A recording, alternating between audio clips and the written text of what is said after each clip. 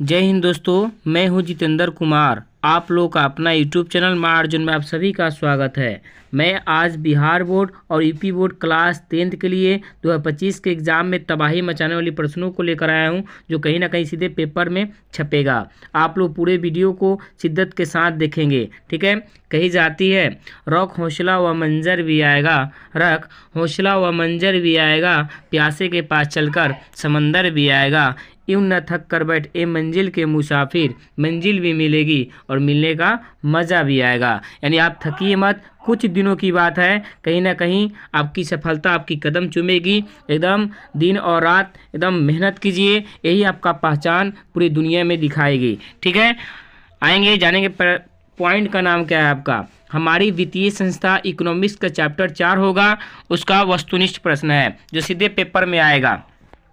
English में कहते हैं आवर फाइनेंशियल इंस्टीट्यूशन। जानेंगे वित्तीय संस्थान से आप क्या समझते हैं। क्वेश्चन पूछता है आपका लघुत्तरीय क्वेश्चन पहला होगा, वित्तीय संस्थान से क्या समझते हैं। तो कहेंगे वित्तीय संस्थान उस संस्था को कहा जाता है जो उद्योग और व्यवसाय के लिए जो ऋण प्रदान करता है या वित्त प्रदान करता है, उसे वित्तीय संस्था कहते हैं। वित्त का मतलब होता है पैसा। यानी आपको कोई कंपनी खोलनी है या व्यवसाय करना है, तो आपको जहाँ से पैसा मिलता है या जहाँ से आप पैसा उठाते हैं वह संस्था आपका क्या है, वित्तीय संस्था है। सीधी सी बात है, ठीक है। अब जानेंगे वस्तुनिष्ठ प्रश्न। पहला क्वेश्चन है, भारत की वित्तीय राजधानी किस शहर को कहा जाता है। तो ऑप्शन ए हो जाएगा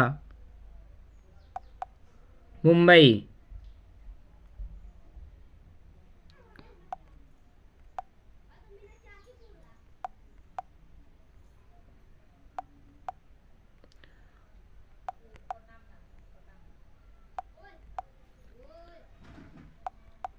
ऑप्शन ए हो जाएगा मुंबई। और मुंबई को क्यों कहा जाता है, क्योंकि मुंबई को इसलिए कहा जाता है कि भारत का जो केंद्रीय बैंक है आरबीआई, उसका मुख्यालय कहाँ है, मुंबई। और भारत का मुंबई जो महाराष्ट्र की राजधानी मुंबई है, जो राज्य है, ये सबसे बड़े नगरों में से, महानगरों में से एक है। और यहाँ पे बड़ी बड़ी बैंक और कंपनियाँ लगी हुई है, बहुराष्ट्रीय कंपनी भी है मुंबई में। और वहाँ पे देश का जो नेशनल इनकम होता है सबसे ज़्यादा नहीं है, मतलब अधिक है, अन्य राज्य की अपेक्षा क्या है, अधिक है। और पीसीआई भी, पर कैपिटा इनकम भी अधिक है। और यहाँ पे बड़ी बड़ी कंपनी या बैंक भी लगे हुए हैं, जिसके कारण इसको भारत की आर्थिक राजधानी क्या कहते हैं, मुंबई, या वित्तीय राजधानी मुंबई। ऑप्शन ए हो जाएगा, ठीक है। अगला क्वेश्चन देखेंगे, भारत में करेंसी नोट कौन जारी करता है। ऑप्शन सी हो जाएगा रिजर्व बैंक ऑफ इंडिया। कौन करता है भैया, रिजर्व बैंक ऑफ इंडिया एक करेंसी नोट जारी करता है।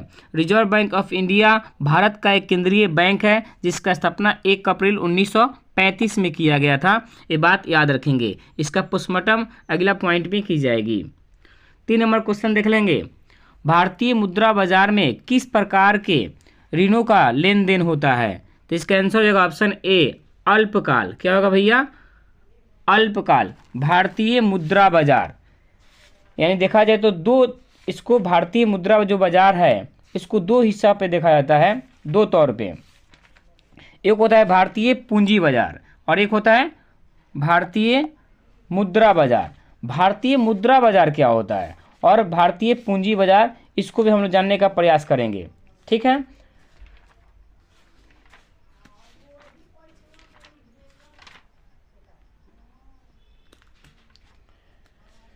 कहीं डाल डाल पे सोने की चिड़ी। भारतीय मुद्रा बाजार, भारतीय मुद्रा बाजार को इंग्लिश में इंडियन मनी मार्केट कहते हैं, ठीक है। ये जो होता है आपका अल्पकालीन या मध्यकालीन ऋण प्रदान करता है, ये बात याद रखेंगे। और एक होता है भारतीय पूंजी बाजार। भारतीय पूंजी बाजार जो होता है ये दीर्घकालीन ऋण प्रदान करता है, दीर्घकालीन लंबा समय के लिए, ठीक है। ये बात याद रखेंगे, दोनों में से एक क्वेश्चन आने की संभावना रहेगी, सीधे कहीं ना कहीं पेपर में छपेगी, याद रखेंगे। भारतीय मुद्रा बाजार हो या भारतीय पूंजी बाजार, जो राष्ट्रीय वित्तीय संस्था को 2 हिस्सा में बांटा जाता है, यही है। यहाँ से दीर्घ उत्तरीय क्वेश्चन भी बनता है, आप लोग पढ़े होंगे। 4 नंबर जानेंगे, निम्नलिखित में से कौन सा संस्थान भारत में मुद्रा जारी करने का अधिकृत है। तो इसका आंसर हो जाएगा option a reserve bank of India. क्या होगा भैया, reserve bank of India. Option A हो जाएगा रिजर्व बैंक ऑफ इंडिया। देखिए रिजर्व बैंक ऑफ इंडिया का स्थापना 1 अप्रैल 1935 यंग हिल्टन की सिफारिश या शाही आयोग की सिफारिश पर किया गया था। इस बैंक के पास उस समय 5 करोड़ रुपया था। उस समय निजी व्यक्ति के बैंक था, कौन? आरबीआई। और इसको सरकारी कब किया गया था? 1 जनवरी 1949 को आरबीआई का राष्ट्रीयकरण करके इसको सरकारी बना दिया गया, तब से सरकारी बैंक हो गया। इस बैंक को स्थापना करने में सबसे अहम योगदान भीमराव अंबेडकर के थी, तब जाकर आरबीआई बैंक बना था। याद रखेंगे, बैंकों का बैंक आरबीआई को कहा जाता है, बैंकों का पितामह आरबीआई को कहा जाता है। पूरे बैंक का देखरेख कौन करता है? आरबीआई करता है। इसमें कोई निजी व्यक्ति का खाता नहीं होता है, इसमें बैंक का ही खाता होता है। हर बैंक, कोई भी बैंक नियम कानून बिना इसके अनुमति के बगैर चेंज नहीं कर सकता है, या बना सकता है ना बिगाड़ सकता है। ठीक है, अगला पॉइंट जानेंगे 5वां। रिजर्व बैंक ऑफ इंडिया की स्थापना कब हुई थी? अभी हाल ही में बताया था हमने, 1935 में थी। कब हुई थी भैया? 1935 में, 1 अप्रैल 1935 में। ठीक है, अभी इसका गवर्नर कौन है? तो शक्तिकांत दास है। कौन है? शक्तिकांत। इसके पहले कौन थे? उर्जित पटेल थे। कौन थे? उर्जित पटेल। अब जानेंगे क्वेश्चन नंबर 6, दीर्घकालीन ऋण प्रदान करने वाली संस्था कौन है? दीर्घकालीन ऋण प्रदान करने वाली संस्था कौन है? तो ऑप्शन बी हो जाएगा भूमि विकास बैंक। कौन है भैया? भूमि विकास बैंक, जो लंबा समय के लिए ऋण प्रदान करती है, कर्ज देती है लोगों को, जनता को। कौन?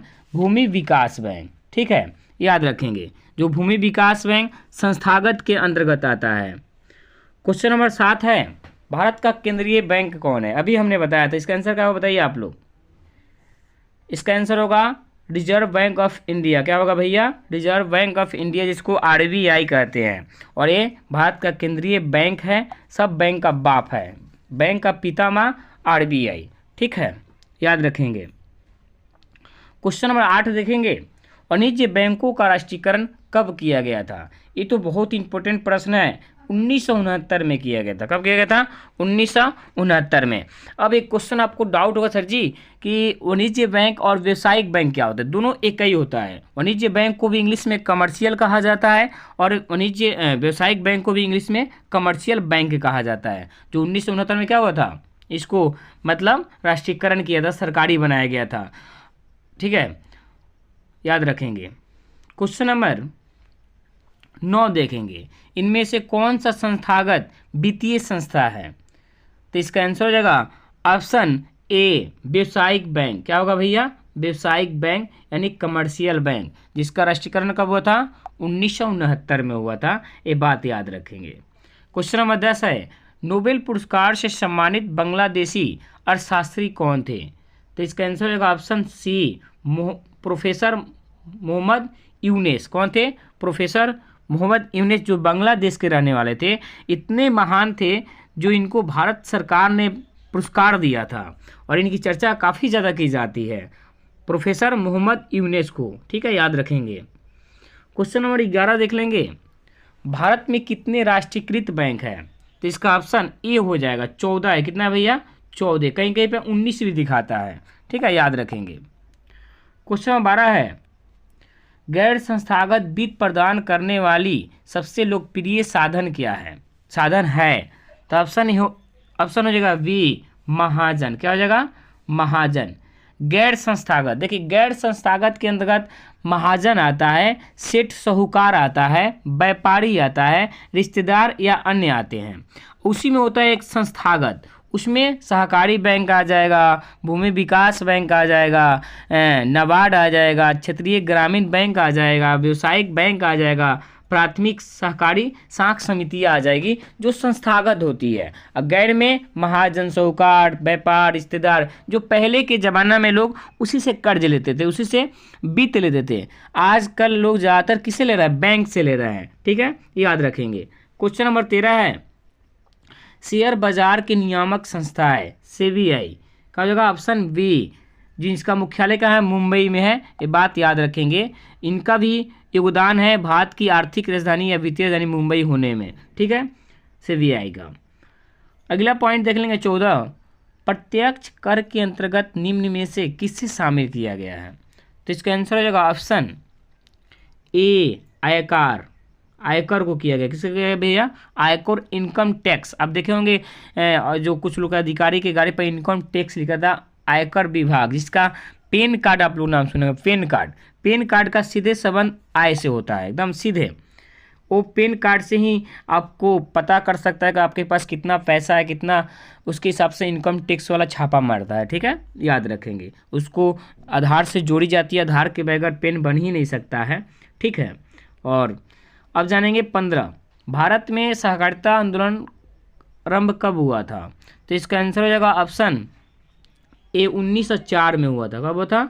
1904 में। और उसी समय सहकारिता साख समिति की स्थापना भी की गई थी।